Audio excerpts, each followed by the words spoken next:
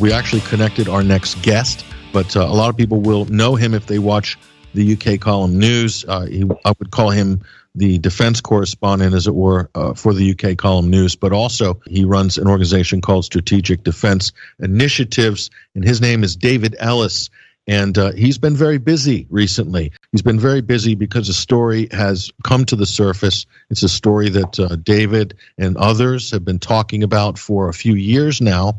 There's links on the show page to relevant resources and articles regarding EU military unification, or European Defense Union. Colloquially, some people might have heard this term, the EU Army. That's kind of I would say, a slang version of what this is really about. It's about joining up all the European Union member states into a common defense union, not unlike what you have in the United States with its 50 states, and that's no exaggeration. And it also includes the UK. So without further ado, I wanted to welcome David Ellis to this week's Sunday Wire. Hello, David. Hiya, Patrick. Great to be on, and thanks for asking us to come on to talk about Defense Union. You know, I'm glad you've come on, David. And of course, this is extremely topical this week. A lot of stuff has come in. I've got a few clips I'm going to play in a minute, but before we get to those, and we are going to talk about this issue as it relates to Brexit, because it's very important in the Brexit conversation, but it's also important in the larger geostrategic global conversation, and we'll talk about that as well later. But firstly, Dave, just tell us how you became interested in this particular issue. How did you get into this issue? Because I do believe that you've devoted a lot of your time to kind of raising awareness on this in recent years. But go ahead. Okay, thanks, Pat. In terms of timescale, way before Brexit and the Brexit campaign period, and I came into this subject on an engineering and manufacturing basis from sort of small, medium-sized family businesses that were involved with engineering and overlapped into defence engineering in the Midlands in the United Kingdom. Really what that meant from their perspective as terms of sort of so-called defence cuts back in 2010 and what was really going on. So from a kind of get-go perspective from Admiral Sandy Woodward saying we could no longer defend the Channel, I saw engineering and manufacturing in Coventry and the Midlands here in Britain annihilated from so-called defence cuts. So that was my starting perspective from so-called defence cuts. Well, it's not what we're dealing with. We're dealing with something called military and industrial unification on the defence, the whole of the defence scene. So that was my start. And really what we're dealing with is something called Defence Union, and it's single point command and control of all of the defence services in the EU zone. That's everything. It includes nuclear down through to everything, and the security services, so all the spooks and the police, everything. And Ursula von der Leyen has just articulated that entire schedule at a press conference recently. And really where we are at the sort of threshold of this is the sort of the outbreak point now.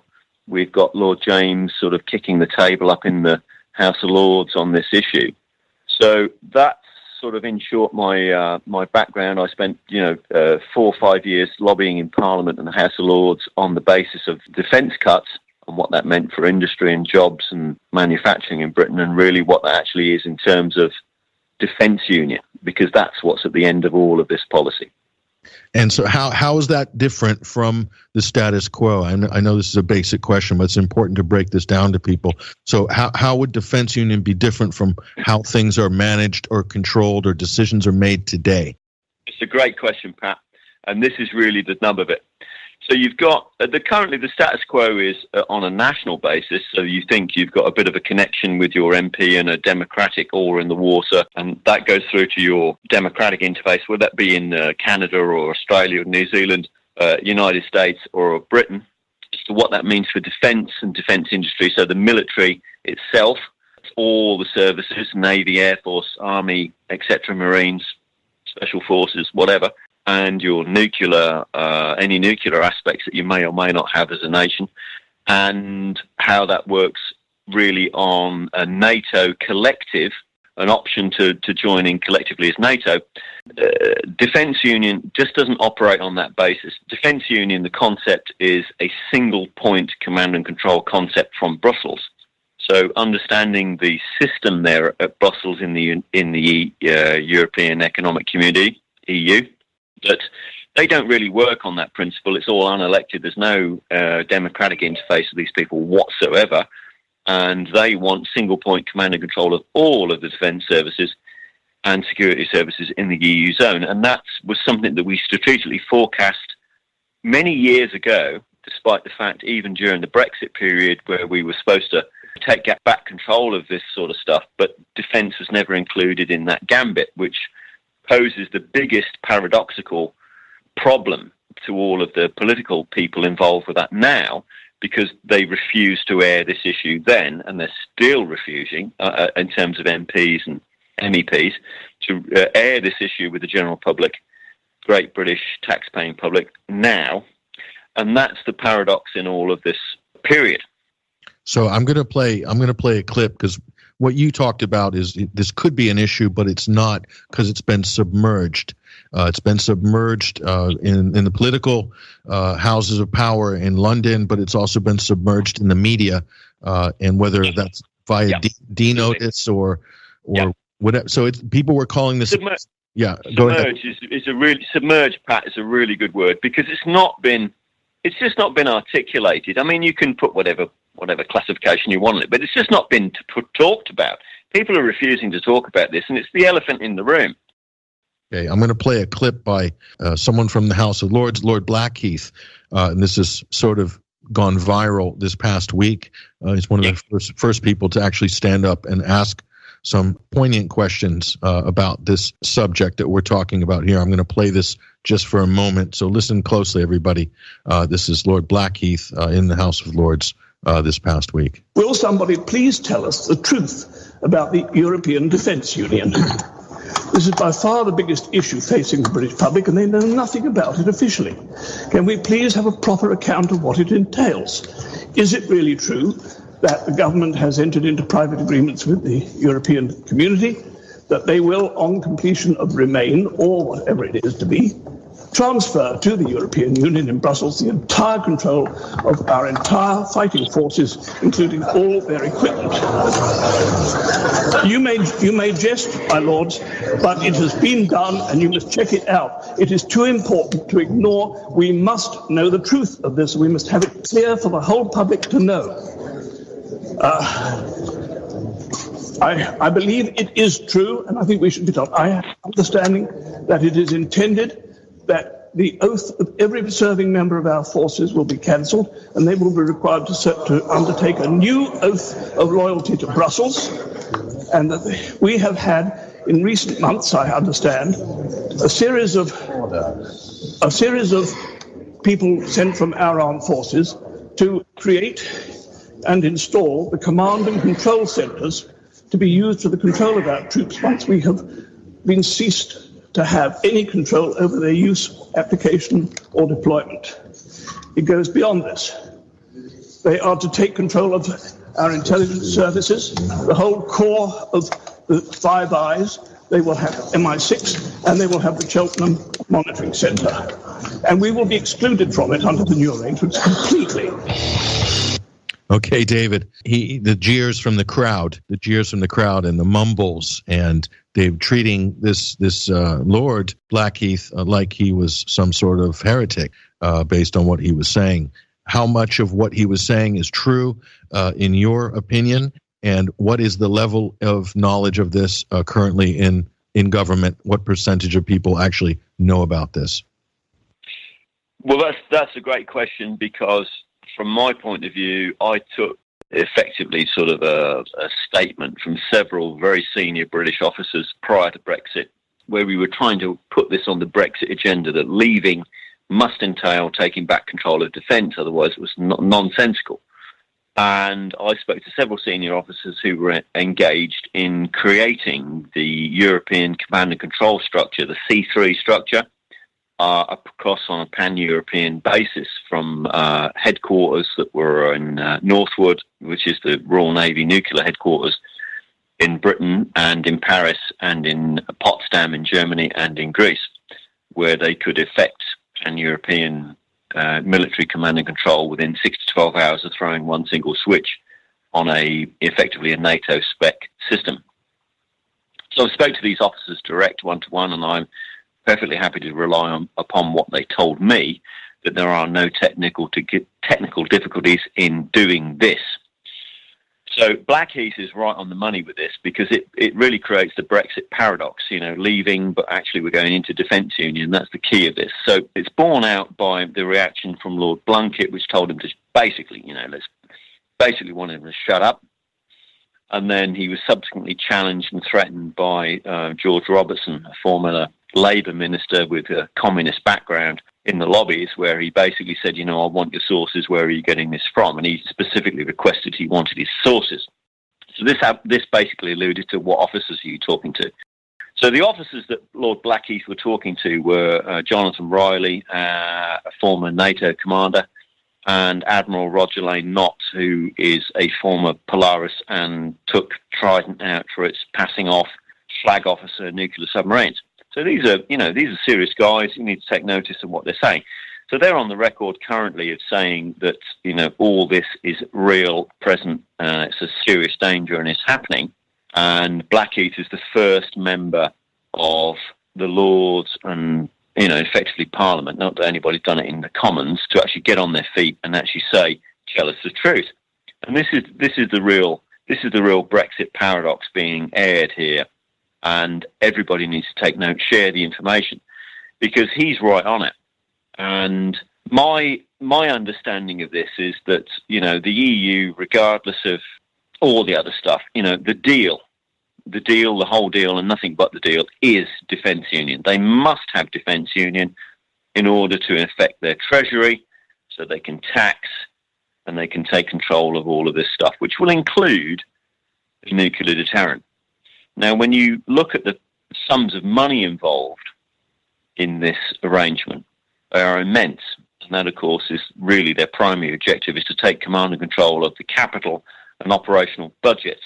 And this bears back to a source reference that we've got from Avril Harriman from during the war and post-war, where he subsequently made the slip of hemorrhaging this information, where he said that the unification of Europe involved currency union and military union, although it's now called defence union, but it's the same thing. And then they would finally have political union. So it's a primary factor. And obviously we know where this affects everyone in the United States, Canada, Australia, New Zealand and Britain, because we've got a huge amount of investment in this issue here in Europe of wanting to unify the continent. So that's an objective of unifying not just the European nations, but Russia as well, and how that would actually work in terms of the change agenda through war in order to deliver that. And of course, this now we're reaching the Rubicon of their objective of actually achieving an operational defence union, where it being, talked about by Ursula von der Leyen, to actually the bureaucratic foundations that have been laid in defence union with the 8 key pillars that they've got, to actually doing it. And just from an economic point of view, just to give us a picture of the scale. Right now, you look at the United States' military budget. Obviously, it's massive. It's upwards of, from anyone's guess, from 750 billion to 1.2 trillion, depending on what you count within that budget. But so, what would the European collective defense budget be, that expenditure? Well, that's the money shot, isn't it? They don't really give a damn about the personnel and the equipment. Let's just say that's just that's academic, whether that be whoever's nation that is, and it's vital that they get Britain into this. It won't work without Britain, and there's an Institute of Strategic Studies report that says that.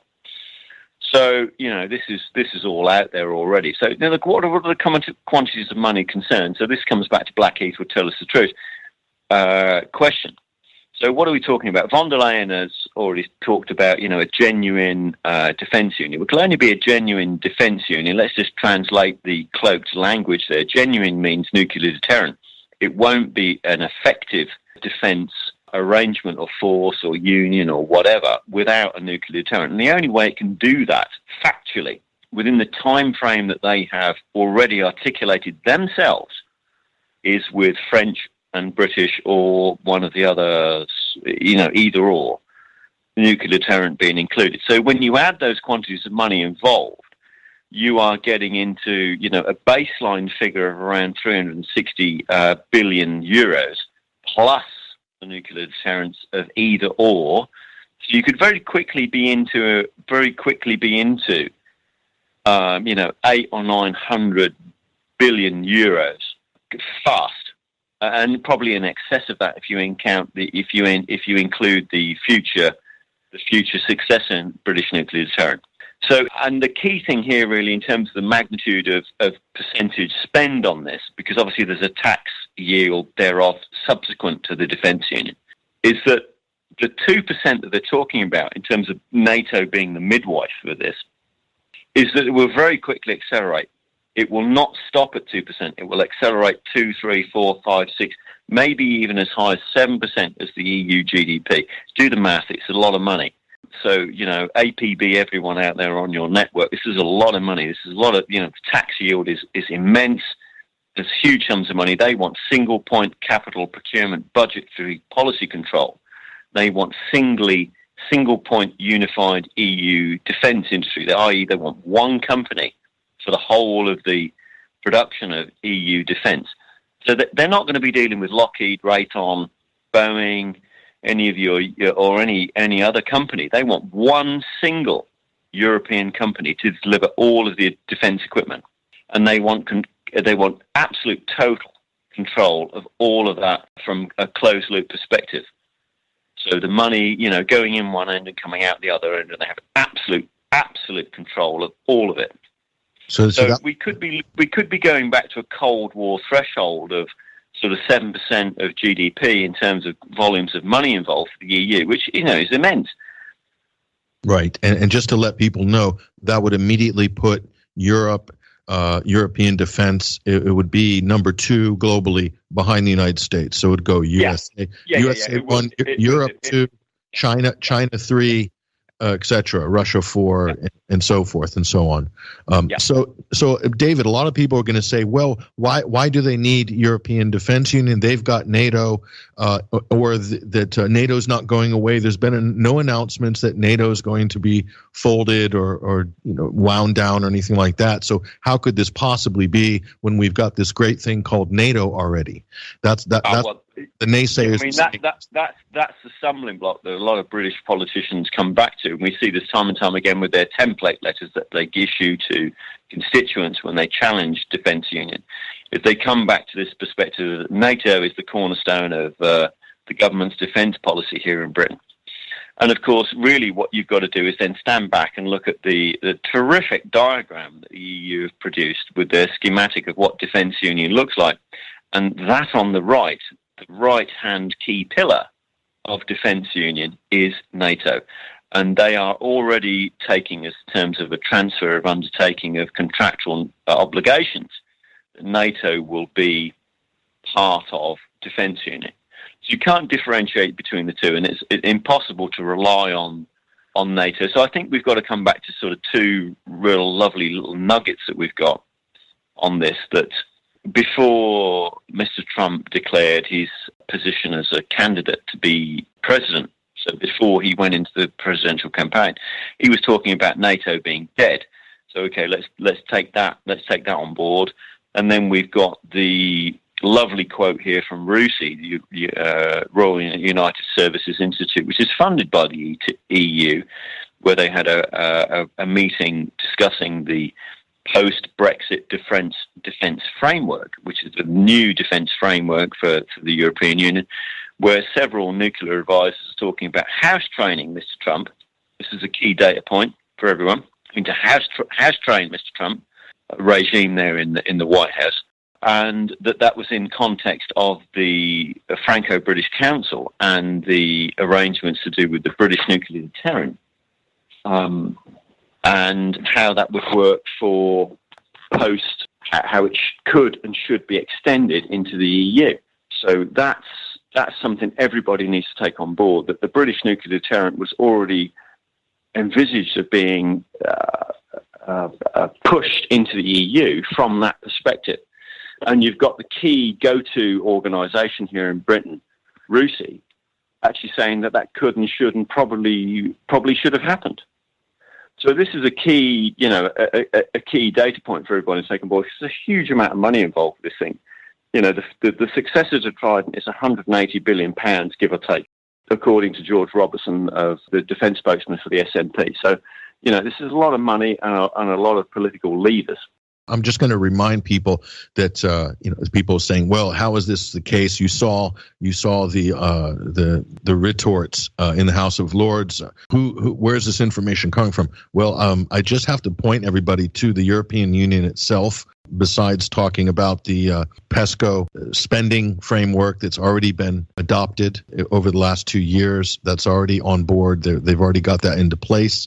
Federica Mogherini, she is the representative to the European Union for Foreign Affairs and Security Policy, and also holds the dual title of Vice President of the European Commission, so very powerful and influential person there. And here she is, but this was posted on the European External Action Service's Twitter account. Listen to this, everybody. This is Federica Mogherini herself. Exactly 10 days ago, I received a letter notifying that 23 member states are ready to embark on a permanent structured cooperation on defense. And let me add that others might join in the coming days. We are building the European Union of Security and Defense. It's not a plan anymore, it's not a dream anymore, it's reality coming true. The dream of our founding fathers and mothers is finally coming true, more than 60 years later. All the building blocks of our security and defense union are finally there today. So we can now project and develop our defense capabilities together. We can buy together to ensure that we have all the capabilities we need while spending efficiently. And we can act together much better than before to manage or prevent crisis, to strengthen our partners, to make our citizens more secure. We are building the Europe of defense on a continental scale in an incredibly inclusive way. And let me say that this was not imaginable not only 60 years ago, but just 6 months ago. As Nelson Mandela used to say, it's always impossible until it's done. We did it. And this is because today, security challenges are too big for any of our member states alone. And we know it. Everyone understands this today.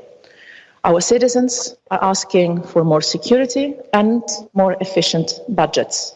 And they realize that these two things together are only possible if we join forces using the full potential of our European Union. Wow. Okay, I don't know where to start. I know you're chomping at the bit after listening to that, Dave. But let me just. You can hear me seething, can't you? Well, that's Federica Mogherini herself. She's vice president of the European Commission. She just laid it out to you. She said, my two questions are, David, here, twofold. One is the dreams of our founding fathers 60 years ago was defense union, which is exactly what you said only 15 minutes ago in this segment, okay, when you talked about Avril Harriman. So is he one of the founding fathers of this arrangement? And yep. many others, but this also seemed to me was a big objective that vision Germany had before the Second World War and during the Second World War was a united Europe with Germany at the forefront in this sort of driving seat, as it were. But then she says that we can act together. And then my question is, David, act how? What do we need to act? How will Europe act? You're talking about new wars? Yeah, well, let's go down to the brass tacks. We've got the British government playing okey cokey with this. The sort of left leg in, left leg out, in, out, okey cokey. Sort of syndrome. They've got Tony Blair claiming ownership there at the Munich Defence Conference that he initiated the British end of defence union when he was in power. All in absolute silence, I may add. But you've got this, she's talking about the dreams of our founding fathers. So the first EEC meeting was as far as I'm aware, and I'll stand to be corrected, 1942, Walter Funk, so that's Hitler's banker of the Reichsbank with the European Economic Community. So you can see the original investors of this arrangement and what they want to do. So they've already declared on their map where the interest zones are, and they are Africa and Ukraine. So one can only, from a tactical and a strategic perspective, hypothesize that they're talking about really a kind of shape up and dance exercise in Africa and the Ukraine in order to then go into Russia. So the ultimate objective here is to unify the entire continent. And that's always been the objective: unify the entire continent. Let's use the correct terms of reference here. This is a unitary authority. It seeks to have absolute single point command and control of all of it across the continent, from a union perspective, whether it be the Soviet Union or the European Union, unitary authority, and they want to unify the entire arrangement. And military unification is a key aspect of that. So she's really given the coded language away here. So thanks for that, Frederica. And we've all got to wake up and smell the coffee, because where that affects America and Canada is that, you guys and girls over there have had 2 goes at this before. And, do you really want to go around again? This is the let's go around again moment. Mm. And somebody needs to put a stop to it. Somebody needs to sort of do the whole kind of, with the mortgage scandal there, with where somebody cries bullshit. Forgive my language, but somebody needs to cry. Somebody needs to make that now. On the kind of political stage, your senators and all of your congressmen and all the rest of it need to be standing up and going. Then they'd be going, whoa, stop. We are not doing this again. And that's the bottom line. Is because this is only going one direction. You've got Macron talking about empire, and empires only do one thing. And you've got the new German defense minister talking about conscription. And Pat, I've got to thank you for that little line that you give me about, do you remember the draft when we went to the conference recently? Yeah. Alternative, the AV conference. Do you remember the draft? Everybody's going to get called into this. This is a body bag situation. We need to really, everybody needs to firmly go, no, whoa, stop. We're just not going to do this again. So when you say everyone's... This is not just a question of money. This is your kids. When you say everyone's going to get pulled into it, you have to understand, I think people are unaware that the European Military Union means that countries can't necessarily opt out of foreign policy decisions. In other words, if Brussels decided you're going into the Sahel region in Africa, you're going in. Everyone's going in. All the member states are going in. Interoperability with the forces, they're designed as such so that they have to move as one. Interoperability is one of these terrific code words. Basically, what that means is military unification. They don't want to use the union, unification language, because people will start to see exactly what this thing is. And that is exactly the case. You talk about interoperability, and we've got to share and co-op and deep and special relationships, all this cloaked language that David Cameron and Theresa May have used in their terms of office. It's all a crock. That's not really what it is at all. You're talking about, some perverse agenda. And you're talking about defense union, and we've got an unelected, absolutely tyrannical dictatorship, which is seeking to be fully armed. It's not building anything. It's unifying the existing national militaries that it absorbs in this process. It's not building anything. It's just unifying it. I mean, if we start to use the correct wording with this, and I've got to go back to General Peter Zwack, really great guy that you guys had there in the US as the defense attaché to Moscow there some time ago. Use the right words. Words count. And I think all credit to some of the people that see this thing as it is. Peter Zwack being one of them. This is exactly what we're dealing with. This is wrong. It's got to stop. And so there's a lot of people have pointed out as well, David, that this is also Europe wanting to compete with the United States, because if you look at Africa and you look at the sort of the colonial holdings of the former European powers, of course, you put Britain at the top there, but also France in probably second place, then Belgium, then Germany was sort of a lesser colonial power, Portugal, Spain, a little bit bigger. Italy also had a go in Africa with regards to Libya, Ethiopia, for instance. And so now this is up for grabs, Africa, in terms of resources, in terms of the competition with Chinese influence on the continent. And of course, the United States kind of has an international monopoly on sort of throwing its weight around geopolitically and economically. And is this a case of the Europe wanting to assert itself in its own hemisphere, if you catch my drift? And it would, people in the U.S. would naturally possibly oppose this as well. And I'm not going to get into what's right and wrong. I'm just talking about how forces collide and how power is allocated globally. What do you think about that competition aspect? Well, let's look at the facts. All right, Ursula von der Leyen has already said on the record on Bloomberg, on video, that she wants to go into Africa. It's nothing to do with NATO. We want defence union to do that, and we're going to go into the Ukraine, which is the EU neighbourhood. So let's look at it from this way. This is the Jane Fonda shape up and dance military workout. We're gonna go into these regions. We're going to shape up and forge our military in those areas in a workout, and then we're going to attack Russia. Is that the gambit? Mm. Because these are the questions. When Blackheath is saying about we want to know the truth about defence union. Okay, well, what's the objective here with this thing? Where's it going? Where's the ultimate, where is this thing going? She's already on the record saying, we want to go into Africa in effect, and the Ukraine. Well, okay, what's next after that?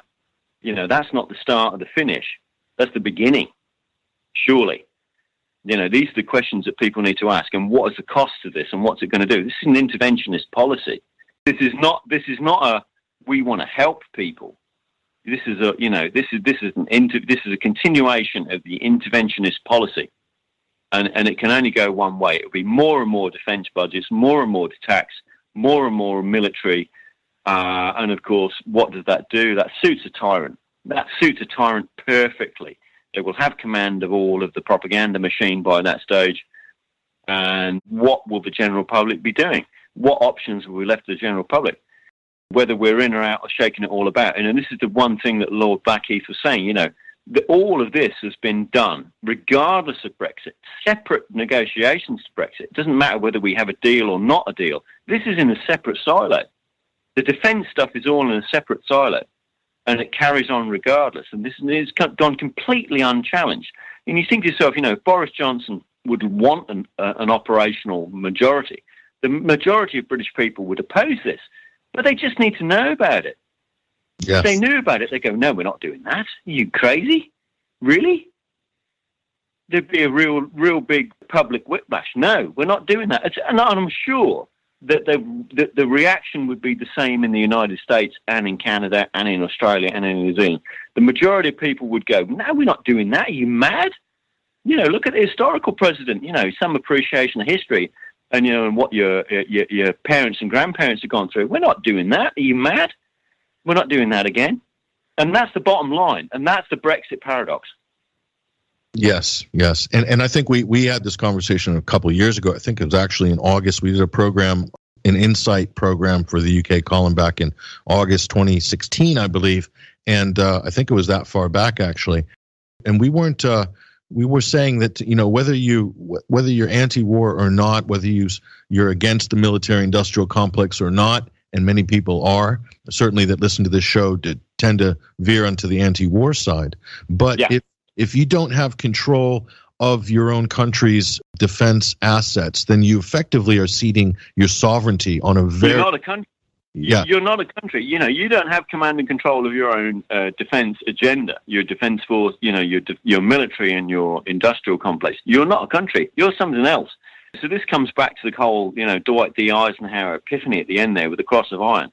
Now, this is the guy that dreamt up all this stateside, to then come full circle there at his cross of iron speech, and that's really where we are now. We're at that point. So you've got to kind of sort of put yourself on a bit of a Dwight D. Eisenhower hat. Well, what would he do?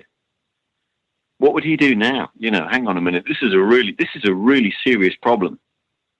This is a serious problem, and it's coming towards us. And this freight train of bureaucracy that they've cloaked it in here in Britain We've got our entire Parliament, apart from Lord Backheath and Admiral Lord West, silent on this issue. This is a real big problem. We just need people to talk about this. If they talked about it and there was the pressure, to get the lid off it and air it publicly, the British people would put a stop to this. I've no ifs or buts. Forget your party allegiances, whether you think you're this, that, and the other. This transcends all that, because this affects your money in your pocket and your kids. Because when they conscript, and Frau Krampt is already talking about conscription there in Germany, 16 to 35, both sexes, while she's listening to her AC/DC.